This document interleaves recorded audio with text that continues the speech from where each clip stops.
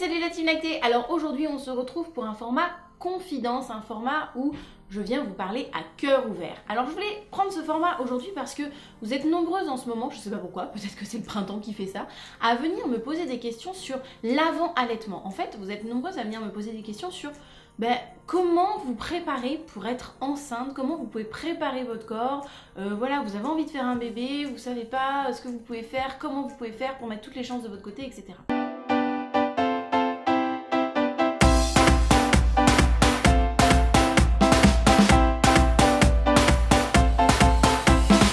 Après tout, l'allaitement se prépare avant, donc pourquoi pas commencer par être enceinte. Et du coup, je me suis dit, je vais faire un format confidence comme ça, je vais revenir un petit peu sur mon parcours. Je vais vous raconter un petit peu encore notre histoire, vous donner encore des petits bouts de notre histoire. Alors on va reprendre au début. Nous, on a donc 2 enfants, pour ceux qui le savent et qui nous suivent. On a donc 2 enfants et en fait, ce qui s'est passé, c'est que pour notre premier garçon, j'ai eu un traitement. Alors attention, quand je dis un traitement, moi j'ai été sur un traitement très léger comparé à d'autres mamans, on est bien d'accord.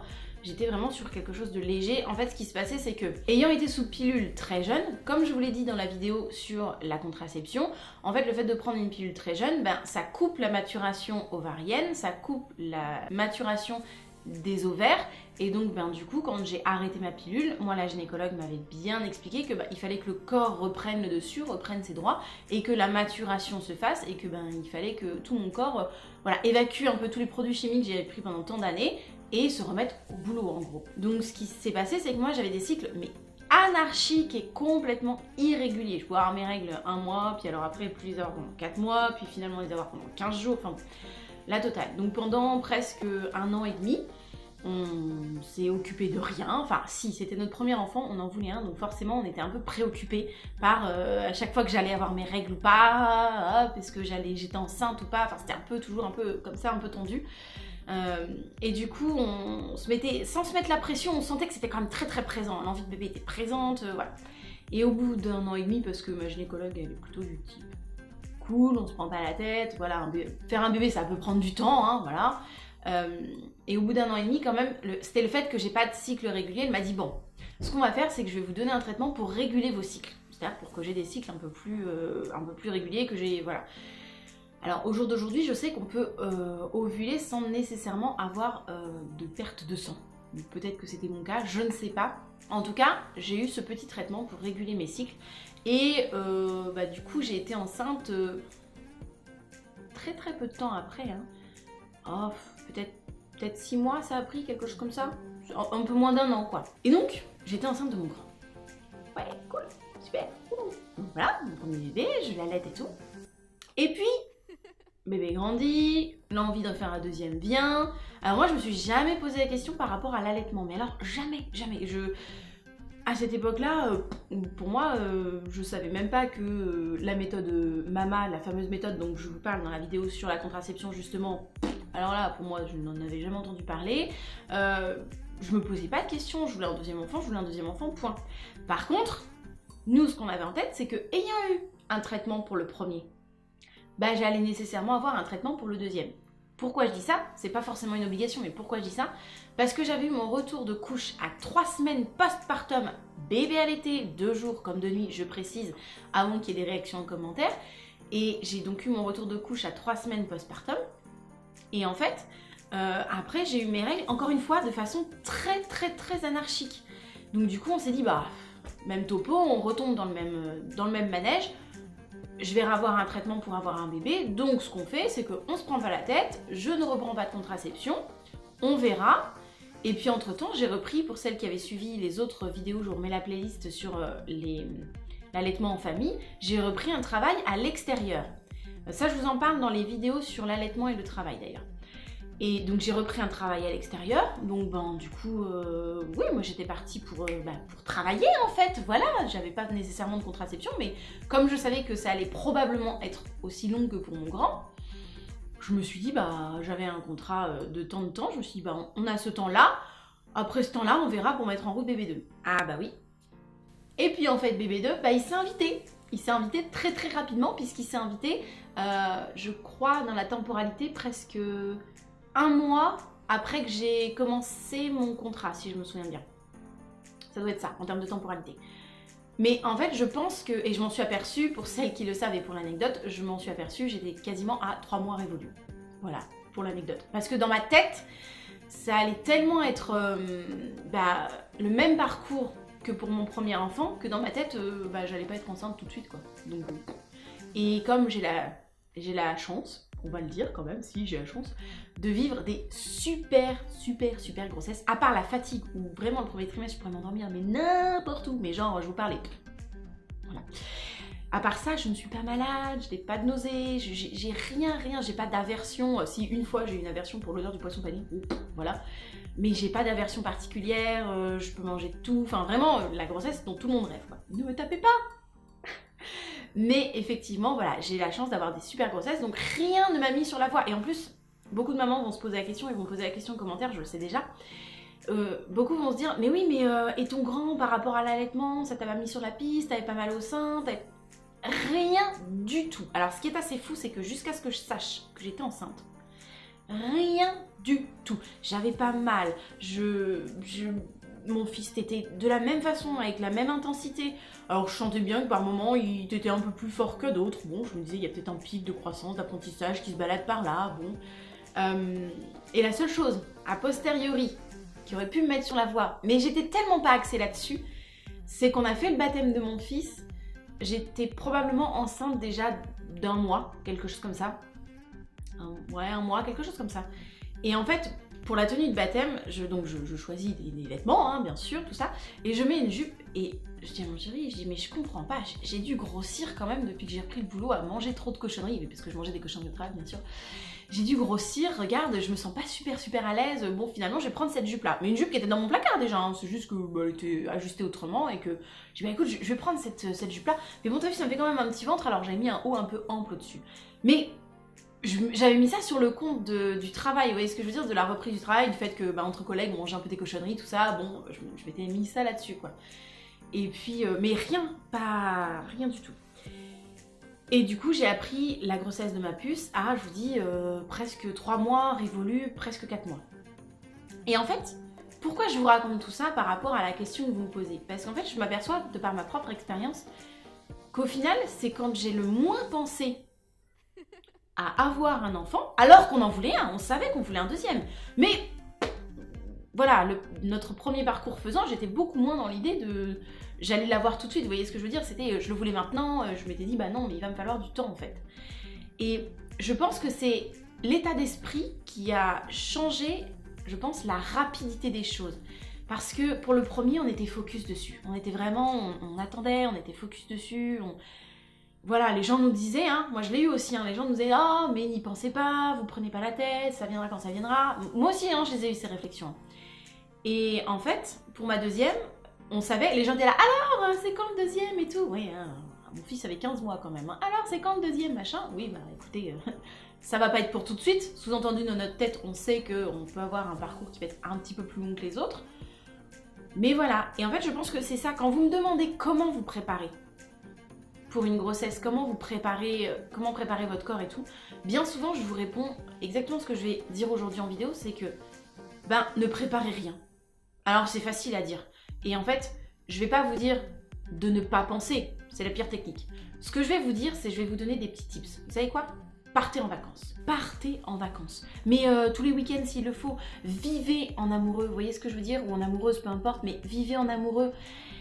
Voilà, aimez-vous, faites l'amour n'importe quand, à n'importe quel moment, sans vous dire j'ovule pas, c'est le moment, c'est pas le moment, on s'en fiche. Allez-y, vivez, faites l'amour, aimez-vous, faites ce qui vous rend bien dans votre corps, faites ce qui vous rend bien dans votre tête, si c'est faire du shopping, si c'est partir en voyage, si c'est... Faites-le, même des petits week-ends, je veux dire, il n'y a pas besoin de partir à 1000 km et débourser des milliers et des cents, il y a des petits week-ends à se faire en France qui sont très bien, Airbnb c'est parfait pour ça. Et non, ce n'est pas un placement de produit, c'est juste qu'on utilise souvent des Airbnb. Pour ceux qui nous suivent sur les réseaux sociaux, vous le savez. Partez, aérez-vous, vraiment. Prenez du temps pour vous, aimez-vous, c'est vraiment le meilleur. Alors, il y en a qui me demandent parfois comment aussi se préparer dans leur corps, qui ont vraiment envie de mettre l'accent sur leur corps, comment, surtout les futures mamans hein, qui ont besoin de se dire je prépare mon corps, je veux un corps sain pour accueillir mon bébé. Elles sont pas forcément dans la démarche de comment optimiser toute ma vie pour avoir un bébé, vous voyez ce que je veux dire? Des choses bêtes et basiques, hein, manger équilibré, faire de l'activité. Voilà, après suivant votre régime alimentaire, il y a toujours moyen de rééquilibrer des choses, peu importe. Je ne connais pas tous les régimes alimentaires qui existent, mais il y a forcément moyen de peut-être faire un peu mieux, toujours mieux. Et puis c'est le moment de se renseigner parce qu'on sait que souvent quand on a un enfant, on veut lui apporter une alimentation qui va être équilibrée, variée. Donc voilà, ça peut être le moment de s'informer et puis de se préparer dans son corps aussi. C'est aussi une très bonne piste, pourquoi pas. Faites des choses voilà, qui vous donnent un état d'esprit positif. Enfermez-vous dans une bulle de positivité tous les deux ou toutes les deux. On va dire tous les deux pour être plus simple pour moi pour parler, mais vous aurez compris. Voilà, enfermez-vous dans une bulle de positivité.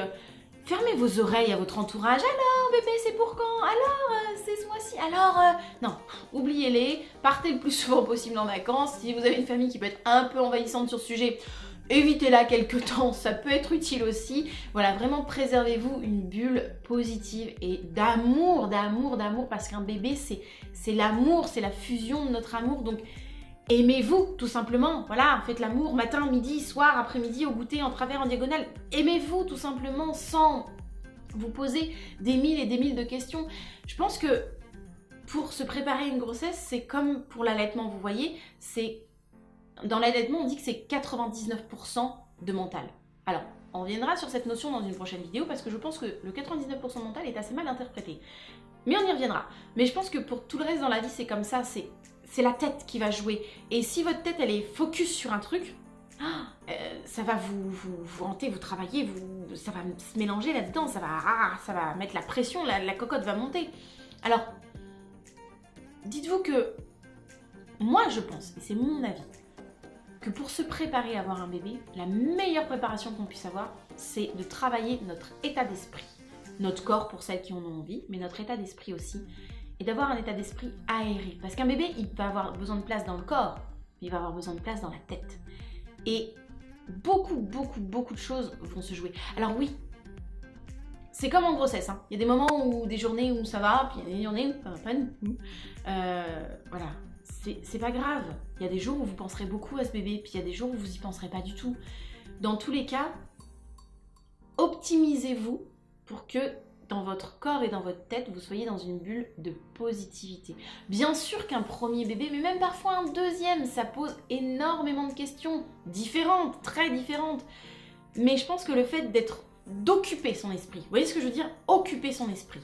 Eh ben, ça va laisser de la place pour d'autres choses qui vont cheminer toutes seules, eh ben c'est pareil. Bien sûr qu'il y a des jours où vous allez vous poser 1000 questions, que ce soit votre premier ou votre deuxième ou votre troisième. Bien sûr qu'il y a des jours où vous allez vous poser des millions de questions.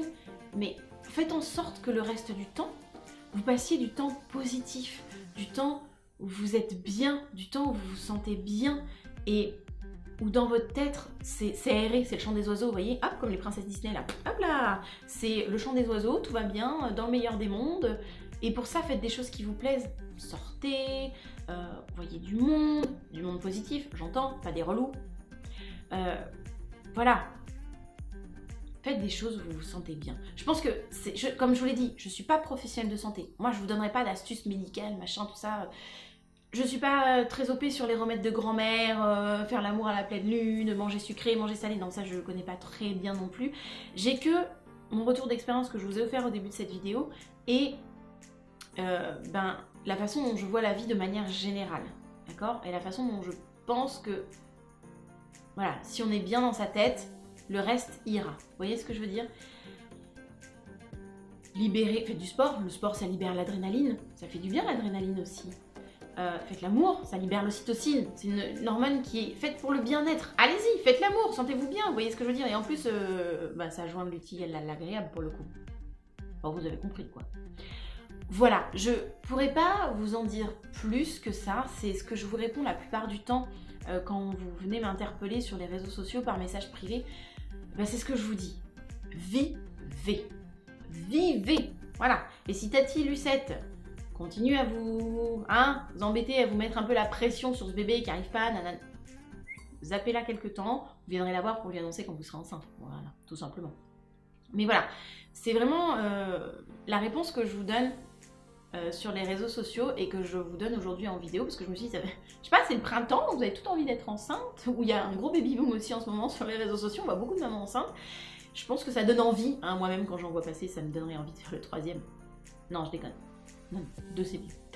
Mais vous aurez compris l'idée, effectivement, je pense que, on dit, hein, le printemps c'est la saison des amours, c'est pas pour rien, on reste des animaux comme tout le monde, hein, voilà, donc forcément que nous aussi ça nous travaille dans notre corps, et c'est la période où j'ai le plus souvent des questions là-dessus, sur comment se préparer pour être enceinte, etc., en dehors de la question comment se préparer à l'allaitement.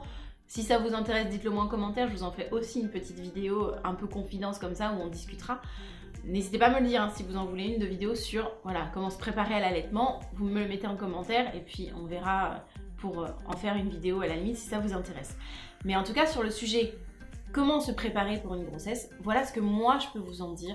Vivez, aimez-vous, faites l'amour, bah oui, hein, techniquement c'est aussi comme ça que ça se passe, faites l'amour et préservez-vous de tout le reste, tout simplement, voilà.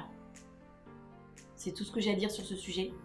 Sur ce, j'espère que cette vidéo vous aura intéressé. Si ça a été le cas, n'hésitez pas à la partager. Si vous avez des retours à faire en commentaire, comment vous avez fait, comment vous avez géré, vous êtes déjà maman, voilà, vous avez eu un parcours peut-être un peu difficile ou pas du tout, comment vous avez géré, qu'est-ce qui vous a aidé, qu'est-ce que vous pensez, qu'est-ce que vous diriez à toutes ces mamans là, ces futures mamans pour le coup, qui ont envie de se préparer à leur grossesse, qu'est-ce que vous aimeriez leur dire, quels seraient vos petits conseils à vous, vos petits tips, vos petites astuces.